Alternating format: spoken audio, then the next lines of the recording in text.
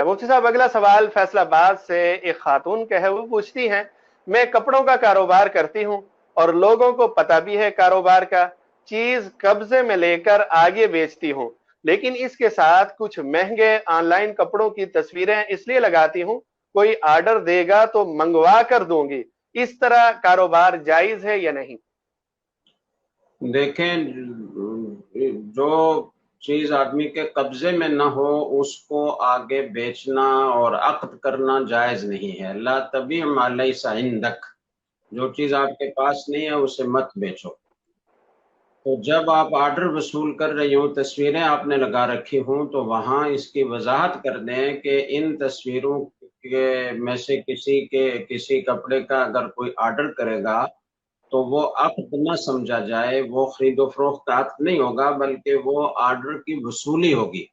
और जब कपड़ा हमारे कब्जे में आ जाएगा तो फिर हम बाकायदा अक्द करेंगे और फिर आपको फरोख्त करेंगे। तो अक्द के लिए इजाब व कबूल बाद में होगा, जब हमारे कब्जे में चीज आ जाएगी।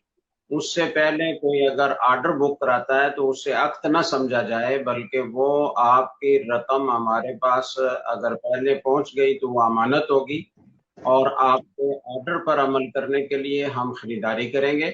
और जब कपड़ा हमारे कब्जे में आ जाएगा तो फिर हम अक्द करेंगे। लिहाजा इस ऑर्डर को अक्द का हिस्सा न समझा जाए। तो ये वजाहत अगर आप साथ कर दें और लिख कर, जहाँ तस्वीरें आप लगाती हैं वहां लिख कर लगा दें, तो फिर ठीक हो जाए।